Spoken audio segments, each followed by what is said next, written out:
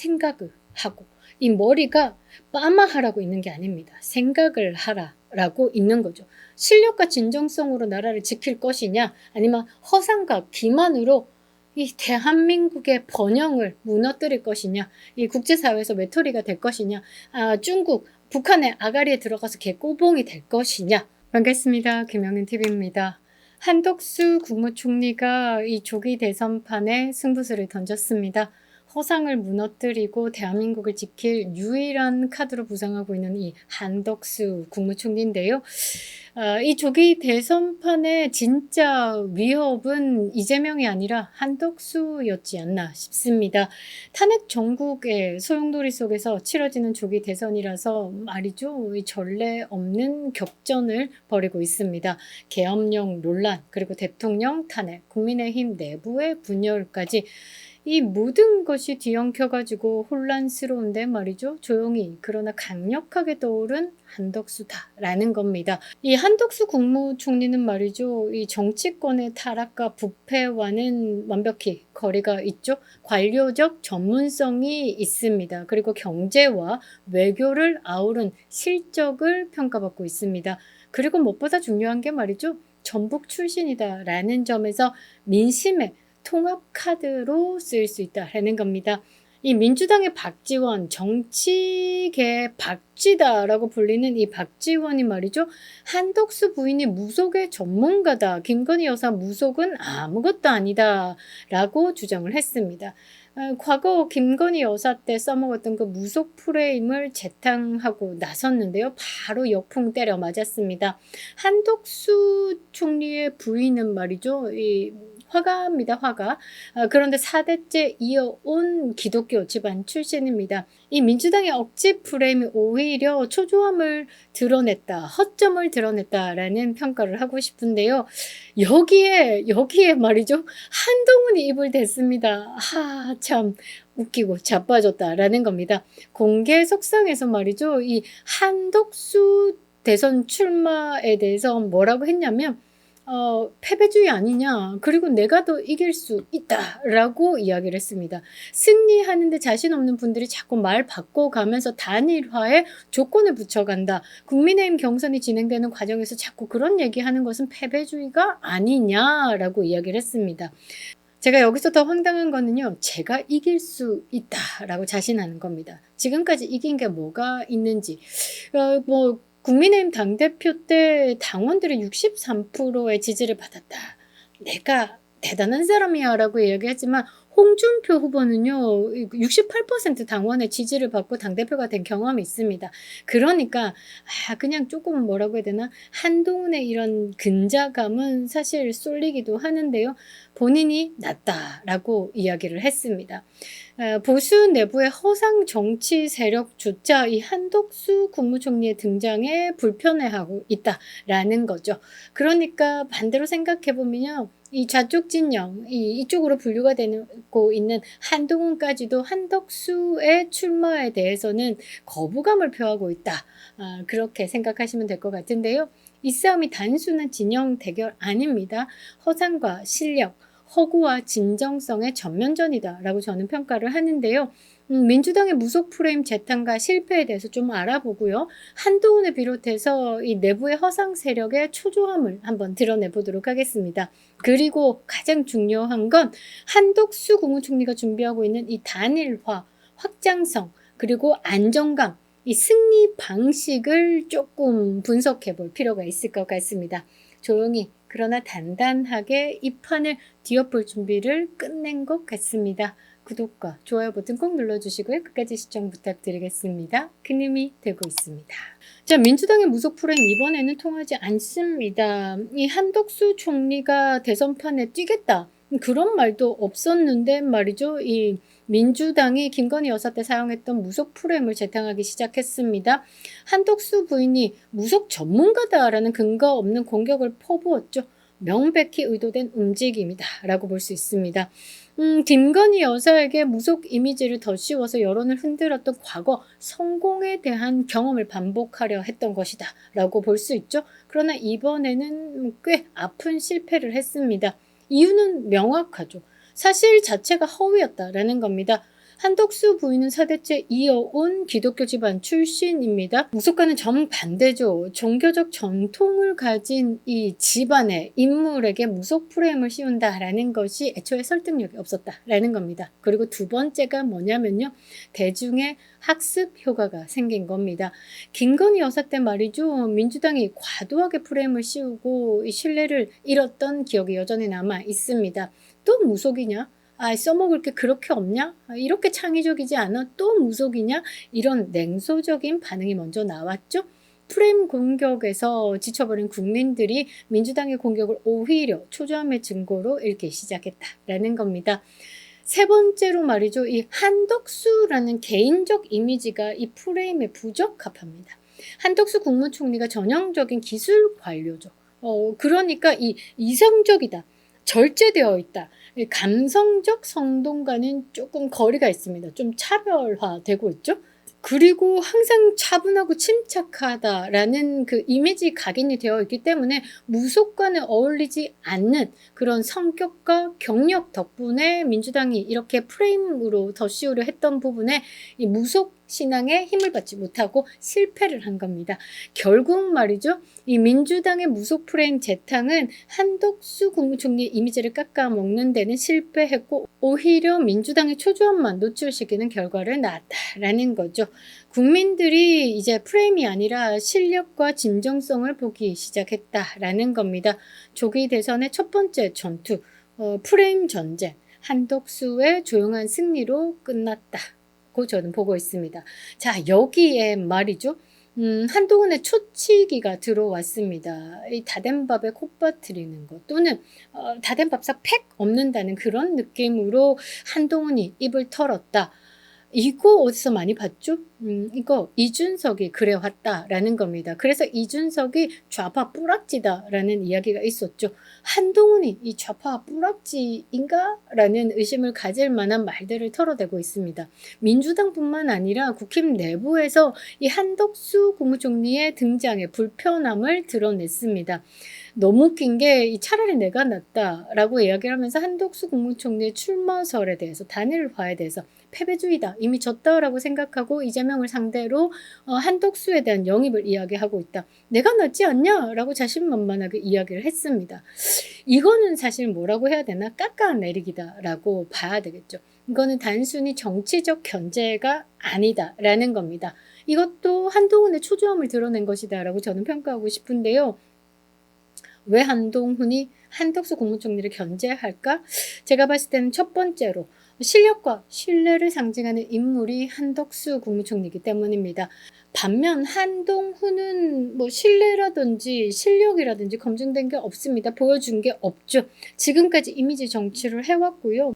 미디어로 본인의 인기를 부풀렸습니다. 그리고 신뢰, 배신 이런 이미지도 있고요. 일단은 윤석열 대통령 때문에 수직 상승, 신분이 수직 상승한 인물이죠.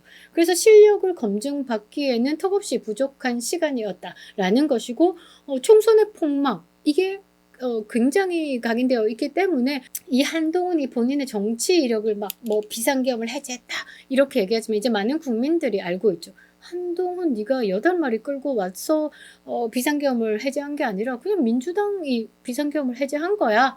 이게 이제 끝나버린 거다라는 거죠. 그러니까 진짜 실력을 가진 인물이 등장한다라고 하면 이 한동훈의 허상은 존재 자체가 위협받기 때문입니다. 두 번째로는 이 조기 대선 국면에서 이 불안감이 가득 찬 보수 유권자들에게 안정감이 무기가 돼야 되는 부분이죠.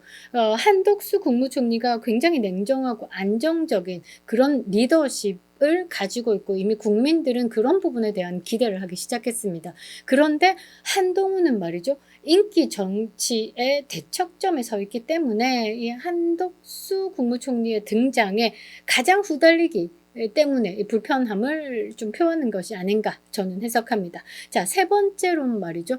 윤석열 대통령 탄핵 이후에 진정한 보수의 재건을 요구하는 흐름이 거세지고 있는데 한덕수 국무총리는 이 요구에 부합합니다. 윤 어게인을 외치는 보수 유권자들에게 한동훈은 굉장히 거북스럽죠.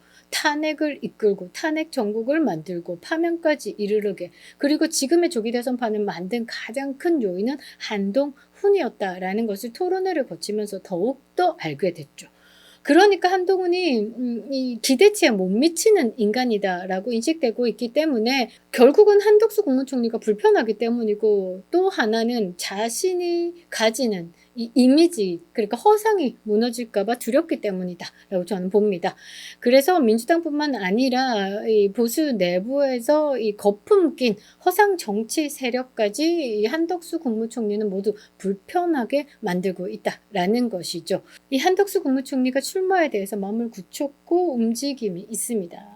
이 소수 정예식으로 가장 핵심적으로 파고들어서 움직이겠다. 이 한덕수 국무총리가 펼쳐낼 이 승리 방정식을 조금 파헤쳐 보는데요. 일단 민주당의 무소 프레임 실패했죠. 그리고 보수 내부의 거품 낀 세력 초치기도 큰 흐름을 막지 못했습니다. 이제부터 우리가 주목해 봐야 되는 거죠. 한덕수 국무총리가 스스로 준비하고 있는 승리 전략에 대해서. 단순한 뭐 인물, 뭐 이벤트성, 우리가 가지고 있는 뭐 희망 섞인 뭐 이런 부분을 공략하는 것보다 치밀하게 짜여진 승리에 대한 공식을 펼쳐낼 것이다. 저는 보고 있는데요. 첫 번째, 빠르고 깨끗한 단일화로 이 보수 유권자들 그리고 중도층을 흡수할 것으로 저는 보고 있습니다. 콘클라베식 후보 단판을 지을 겁니다. 지금 빠르게 움직이고 있지만 결국은 1위를 달리고 있는 김문수 후보가 지금 2강으로 올라올 것이고, 2강에 한동훈이 올라온다? 말도 되도 않은 소리겠지만 아마 그렇게 짜진 판일 겁니다. 거기서 보수 유권자들은 이 홍준표 후보와 김문수 후보에 갈렸던 표심을 한쪽으로 몰 겁니다. 그래서 최종 후보는 김문수 후보가 되겠죠. 이 두 사람이 원샷 경선으로 정당성을 확보할 겁니다. 5월 초까지 단일화를 완료시킬 거다라는 거죠. 단일화가 말이죠, 최대한 신속하고 최대한 자본 없이 끝나야지 우리가 대선에 대해서 승리 포인트를 좀 가질 수 있습니다. 자, 두 번째, 호남 출신입니다.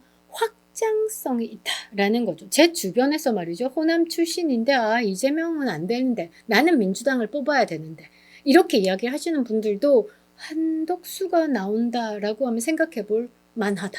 그러니까 한덕수라는 카드를 국민의힘 소속으로 보지 않더라고요.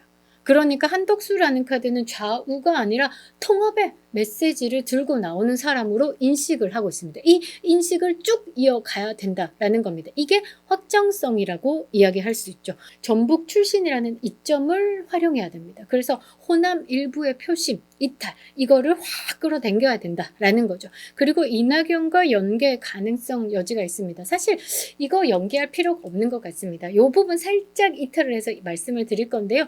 호남 출신의 분들과 이야기를 해보면요, 이 이낙연의 이미지, 그냥 우리 보수 유권자들이 봤을 때는 이낙연이 정통 이 민주당의 적장자 같잖아요. 그런데 민주당 인사들은, 그리고 민주당을 지지하는 분들은 이 이낙연을 어떻게 보냐? 국민의힘의 한동훈이 뭐죠? 배신의 세력이다라고 보죠. 민주당의 한동훈처럼 이낙연을 보고 있습니다. 그런데 이낙연은 정통 좌파 표심이 있습니다. 지금 한 5% 정도. 이거는 이재명의 이탈표로 봐야 되기 때문에 한덕수 국무총리와는 단일화는 안 될 일이다라는 거죠. 역효과 날 수 있습니다. 이낙연 후보는 대선 출마에 대한 변을 했죠.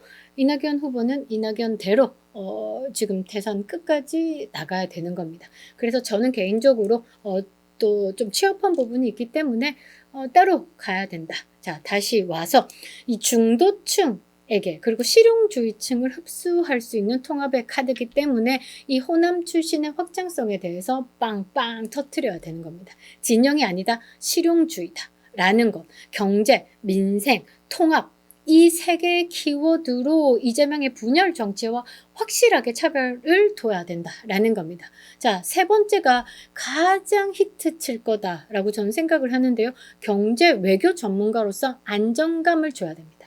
지금 글로벌 위기 속에서 관리형 대통령을 요구하고 있습니다. 거기에 딱 맞아떨어지는 안성맞춤이다라는 거죠. 경제 외교 감각으로 이재명의 리스크와 완벽히 대비되는, 그렇게 봐야 되겠죠. 품격 생각도 다르다. 이런 부분에 대해서 국민들이 어느 정도 느낌 아닌 느낌으로 받아들이고 있기 때문에 그 이미지를 우리는 이 부분을 좀 많이 활용해야 된다라는 거죠. 국민은 이제 뭐 카리스마가 아닌 안정감을 선택할 거다라는 겁니다. 12월부터 지금까지 너무나 혼돈 속에 대한민국 국민들은 뭔가 안정감을 찾고 싶어 하는 거죠. 6월 3일 이 이후에 또 어떻게 될까? 세상 끝나나? 이거 북한하고 동급되나? 뭐 이런 불안감이 있잖아요. 이런 거에 대한 안정감을 줄 수 있는 카드로 한덕수가 완벽히 안성맞춤이다라는 겁니다. 일단 대한민국을 지켜낼 유일한 카드다라고 부상하고 있는 이 한덕수의 이미지를 굉장히 잘 써먹어야 된다라는 거죠. 조기 대선이 단순한 정치 안에서 정권 교체 아닙니다. 우리가 그동안에 뭐 봐왔던 대선에서 이제 보수, 좌파 그 싸움 아니다라는 거죠. 그래서 더욱더 절실하다라는 겁니다. 허상과 실력, 기만과 진정성 사이의 전면전입니다. 그리고 여러분들이 조금 판단해야 되는 게 이게 국내 정치만은 아닙니다. 국제사회가 6.3 대선을 이제 중국의 세력 안으로 들어간다. 그리고 지금 부정선거를 99% 확신한다라는 건 중국의 세력이 작용한다라는 것으로 해석 가능하잖아요. 그러니까 이번 대선이 사실은 이 세계가 거대한 균열 앞에 서 있는 부분에 대한민국의 어떤 선택지로 갈 것인지에 대해서 키를 어느 쪽으로 가느냐에 대한 굉장히 심각한 문제다라는 거죠. 지금 중국이 시진핑의 그립감이 떨어지고 있습니다. 이제 군부의 내부 균열도 생겼죠. 자, 이렇게 됐을 때 중국은 경제 침체라든지 군부의 뭐 장악, 그리고 경질되고 누가 막 숙청되고 이러는 상황에서 내부의 불안감을 외부로 표현할 수 있습니다. 그래서 대만 침공 가능성이 있다라는 거죠. 자, 대만 침공이 시작됐다. 그러면 대만, 한국, 일본 이 어떻게 됩니까? 이 안보 삼각축이 움직입니다. 미국을 중심으로. 자, 그랬을 때 한국이 좌파 정권으로 넘어간다라고 하면 너네들 선택해. 이 안보 삼각축에서 이탈할 거야? 아니면 들어올 거야에 대한 선택을 하겠죠. 그때 만일에 뭐 좌빨이 이재명이다면 이쪽도 쉐쉐 저쪽도 쉐쉐 하는 그 순간 대한민국은 이탈됩니다. 그러면 대한민국은 국제사회에서 고립으로 갈 수밖에 없고 북한 수준으로 전락할 수밖에 없는 거죠. 그래서 국민들이 선택을 해야 됩니다. 생각을 하고.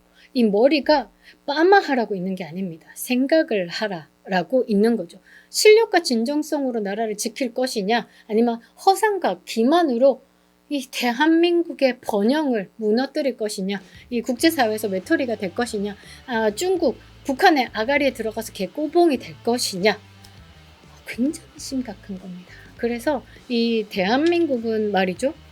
한독수라는 그 카드에 대해서 선택이 아닌 생존이다라는 겁니다. 이번 대선 대한민국의 운명이 걸려 있는 겁니다. 윤석열 대통령이 본인을 오롯이 던져서 희생한 부분 우리가 알고 있습니다. 그래서 윤 어게인을 부르는 것이고요. 윤 어게인은 말이죠. 그냥 부르는 내용이 아닙니다. 되찾기 위한 싸움을 시작한 것이고 그 싸움을 알리는 구호다라는 겁니다. 반드시 승리할 겁니다. 그립다 윤석열 김영애 TV였습니다.